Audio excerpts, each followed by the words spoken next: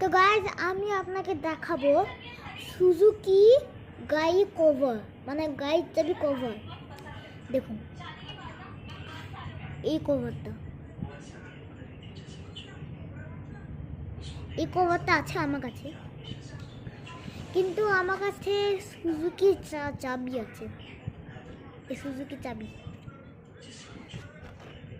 এটাকে শুধু আপনাকে কিচ্ছু করতে হবে না, শুধু আপনাকে এটাকে লাগাতে হবে। ফার্স্টে দেখুন, এটাকে একমাত্র লাগাবেন,